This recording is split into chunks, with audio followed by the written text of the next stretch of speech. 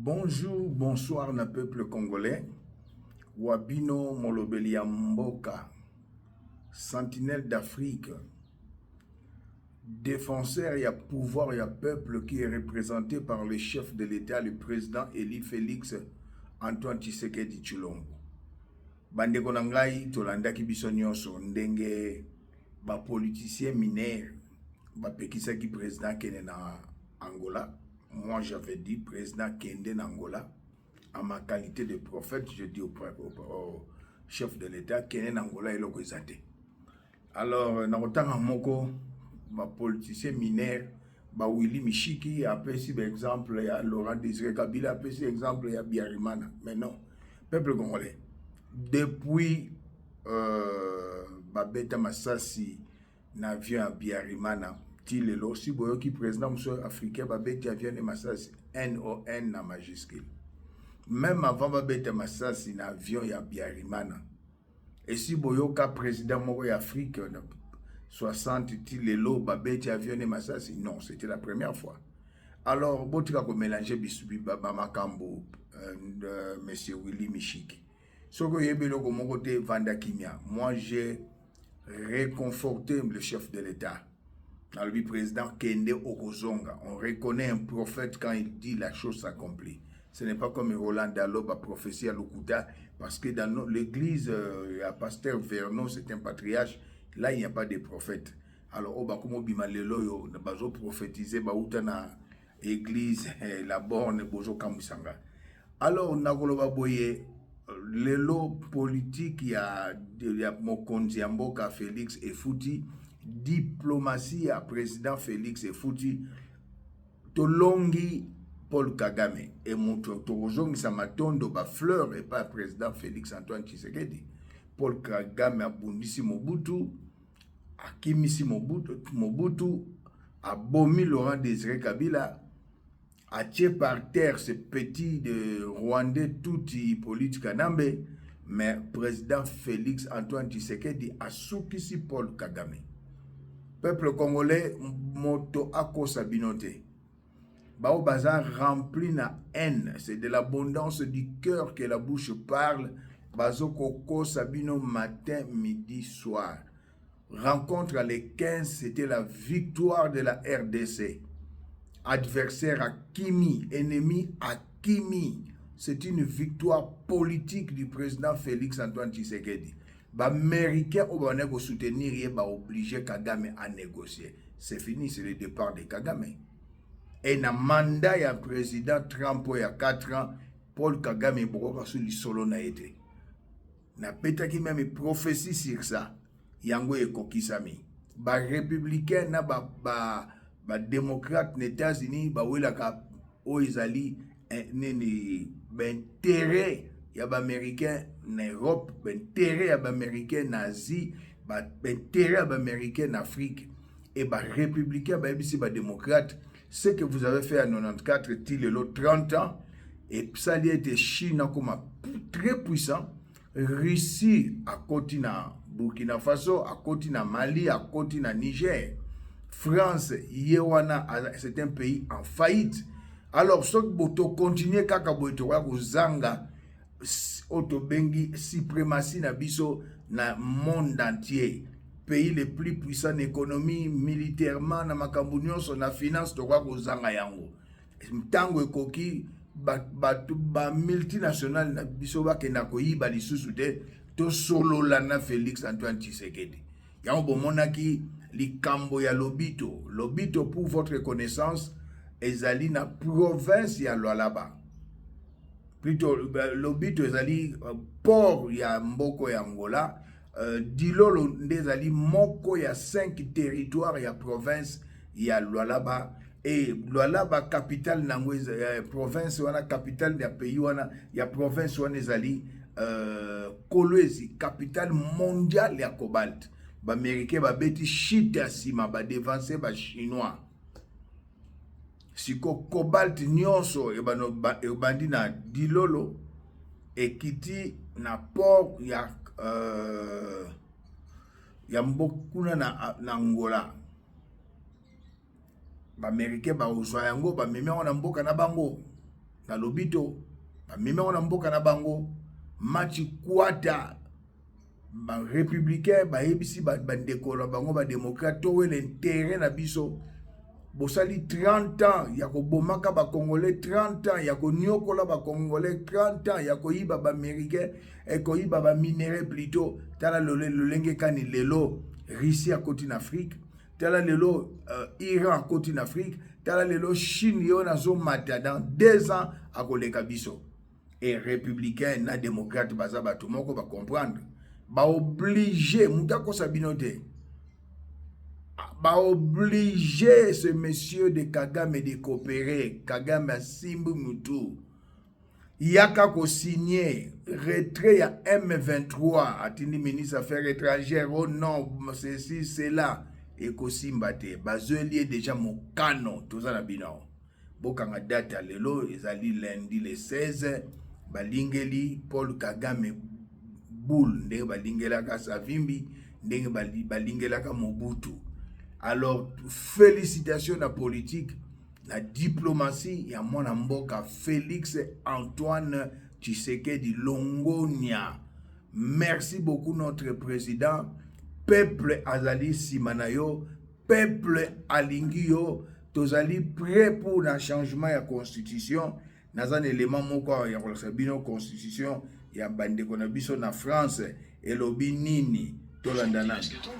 Si vous avez peur du fait que le peuple puisse réformer sa constitution, c'est que vous avez peur du peuple lui-même. D'ailleurs, M. Mendes, vous avez été clair, vous parlez de garde-fou. Ça veut dire que vous considérez que le peuple est fou. Enfin, ça n'est pas entendable. L'article 3 de notre actuelle constitution dit « La souveraineté nationale appartient au peuple ». Donc ça veut dire que c'est le peuple qui est le souverain dans notre pays. La Déclaration des droits de l'homme et du citoyen de l'époque disait à son article 25 un peu la même chose que notre constitution actuelle. La souveraineté réside dans le peuple. Et puis il y avait l'article 28, qui celui-là me plaît de manière absolument fantastique. Un peuple a toujours le droit de revoir, de réformer et de changer sa constitution. Une génération ne peut assujettir à ses lois les générations futures. Voilà. Je trouve ça absolument magnifique. Quand on a fait la constitution de 1958, qui a été sanctionnée par la légitimité d'un référendum, c'était il y a 65 ans. Ma génération, votre génération d'ailleurs aussi, M. Mendes, n'a rien eu à dire sur cette constitution. Depuis, vous l'avez dit, elle a été réformée 24 fois par des voies diverses et variées. Et le peuple, sur cette partie-là, n'a eu son mot à dire que 2 fois par référendum. Donc, pour changer la constitution, match Cécilie, la constitutionnaliste, c'est au Sabinote, peuple, l'article 5, azali souverain, azana makoki à changer la constitution, il y a modifier la constitution, il y a salandenga lingi. Alors, président Alongi, Paul Kagame. Paul Kagame a bomi Akimisi Mobutu, Paul Kagame a bomi Laurent Désiré Kabila, Paul Kagame a tché Petioyo, Rwandais touti, immigré clandestin Joseph Kabila contre Mir. Et maintenant, il y a eu un 4e président à Nyongi à Dioti et Nakingo, Paul Kagame, a Mimonaki Soukisa, président Félix Antoine Tshisekedi à Soukisier. Et pour votre information, le président, il y a Kenya, Azalaki, comme Babengsaki, Azalaki, Angola, na Luanda, hier dimanche, pour être témoin du Kambunini. Moutako Sabinote, au bozo kawana tu baba jaloux. Président à Longi. RDC à Longi. Ça, c'est la 2e fois président qui est en Angola, ce monsieur Ayete. Qu'on ne vous trompe pas, Angola ko beta avion à président na biso Massasité depuis l'histoire et salamate. Pe avion à président et qui dans l'anjili ba beta ko Massas et ko salamaka pété. Moutako Sabinote, ba politicien mineur, na ba venturier lokola ba mishiki ba yebe lokote, ba zo ko distraire batu, ba lingi bazala na délégation pour ba pesa bango ba frais à déplacement eza pasi pe mawa. Tolongi avec le président Félix Antoine Tshisekedi. Alors Mikolo Goya bino moko na boko devancer na boy koloba makambo minene na isi bino karake esi Tolongi. Paul Kagame appartient au passé. Bokanga data lelo. Paul Kagame appartient au passé na politique, na diplomatie ya président Félix Antoine Tshisekedi longo ni a très cher président. Lelo na ye koloba na ce monsieur haineux mutema mabe,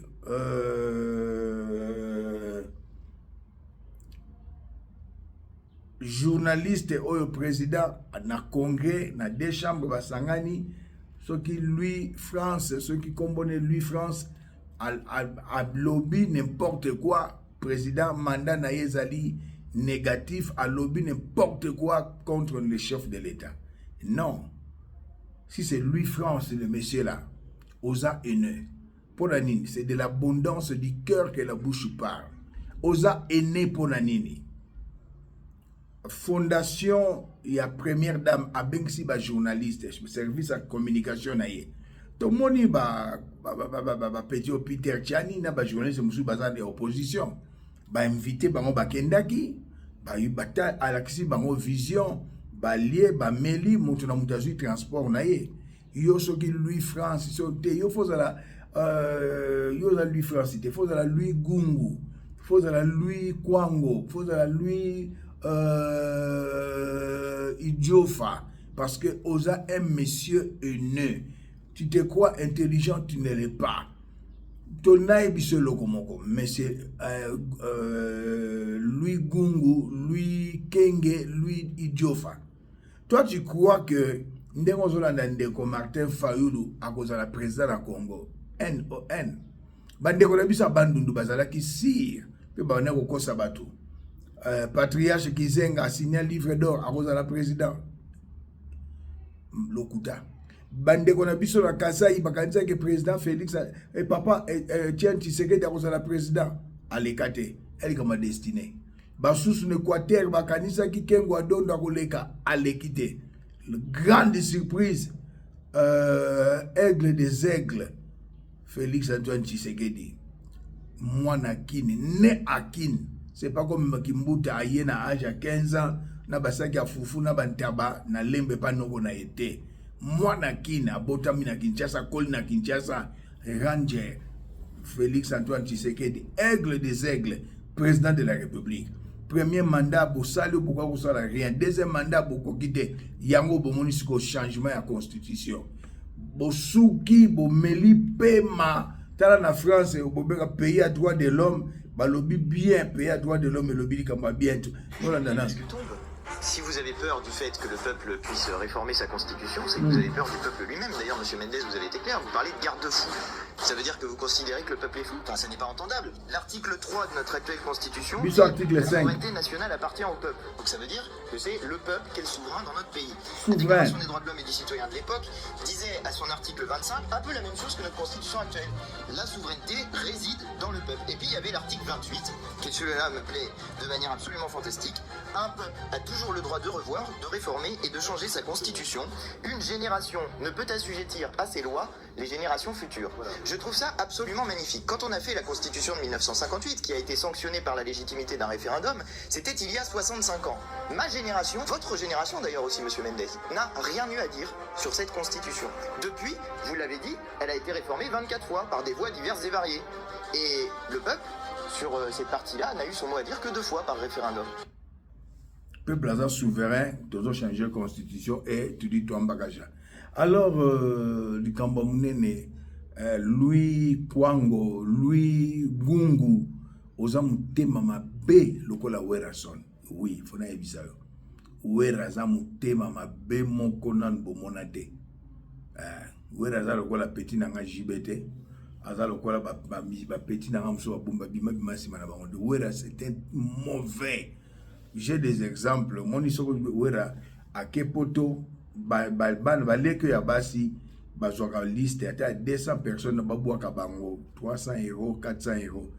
Moi 80 ou 60 000 € mon ani boya pesa ba fi wera botanga ba kombo ba 600 € imbo nuso wera tena poche wera ka bakate aza mutema mabe ndenge yo Louis France Louis Gungu Louis Idiofa ndeko na ngai na lingake mingi Fayulu c'est un frère pour moi mais atana ndoto aotika za président atana ndoto aotika laka koza la présidente azo distraire bino pe bino bozolanda Fayulu bozana ba âge 5 ans après boko yinaye mieux vaut prévenir que guérir bo changer tala petit nanga Peter Tchani à comprendre que Mkatumbi azana distraction c'est le football, c'est l'homosexualité, c'est la pédophilie.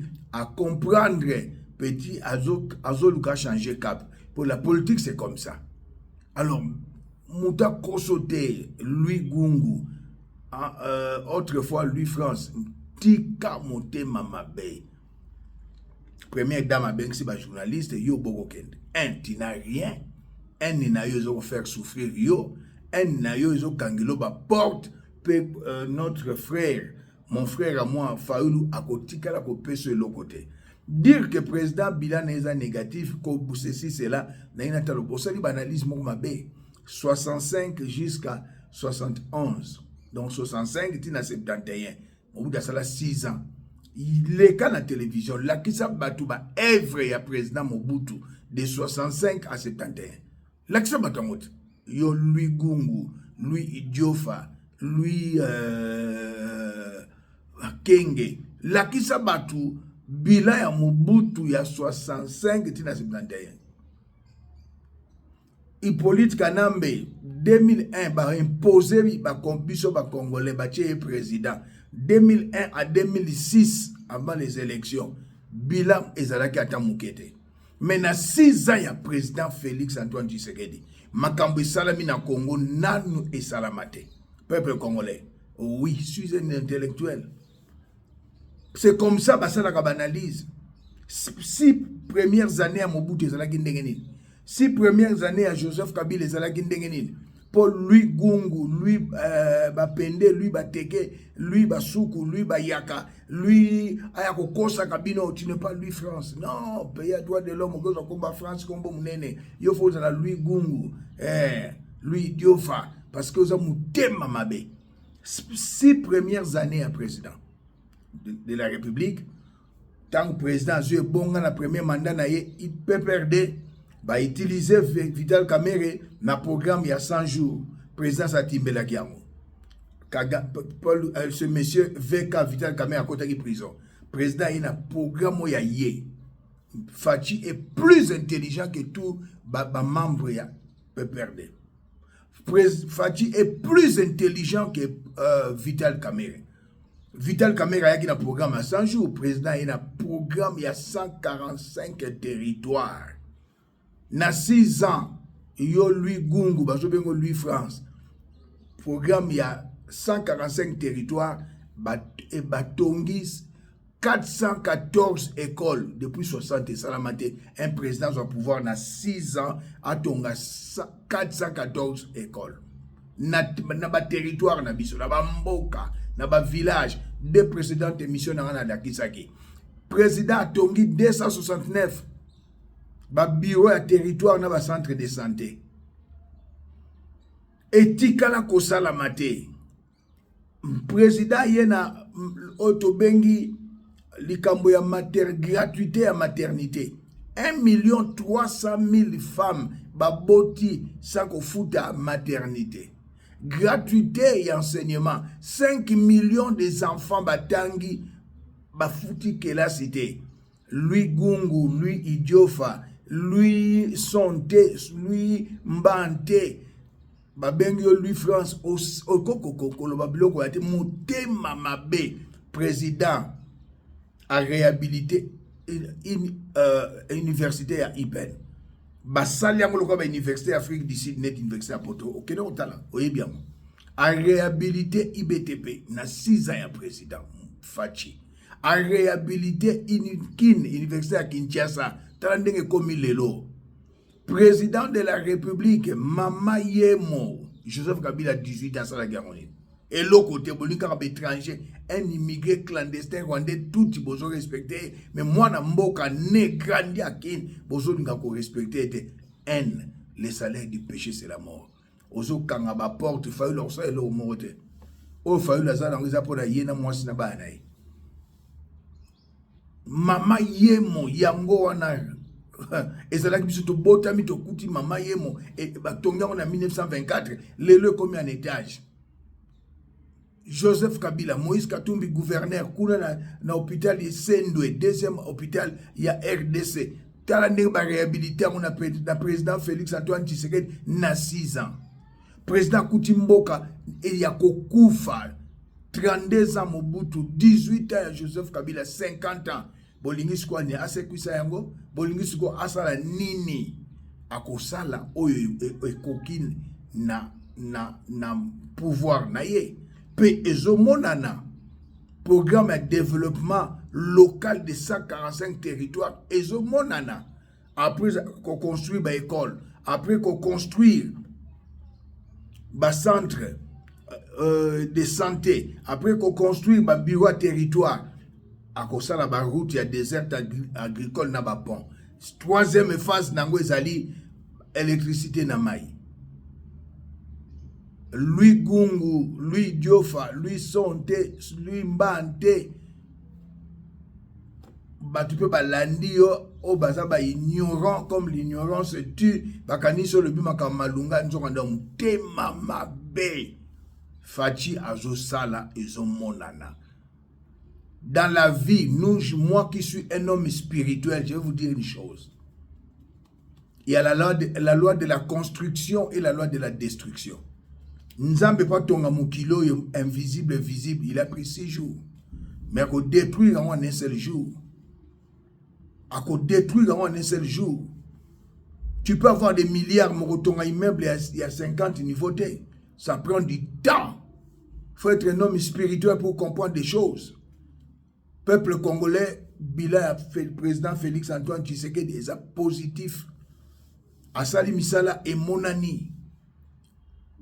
À 2028, changement de la constitution. Ils ont la carte à Bila nae. Social, beaucoup de bonga kalamingite, na makambo mususu. Longonia président contre Mir. Les criminels terroristes Paul Kagame, il appartient au passé. Longonia très cher président. Tozawana.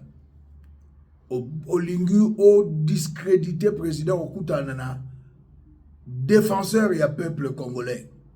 Olingo sakana en Afrique, Okutanana. Sentinelle d'Afrique, le prophète surnaturel, imbiélisé, messager de Jésus-Christ. Tokuta inambala nasima. Lui Gungu, tika mutea mabe. Motea mabe futarate. Okufa kaka boyena ki mutea mabe. Faulu ne sera jamais président. Peuple congolais, tokuta inambala sima. Merci.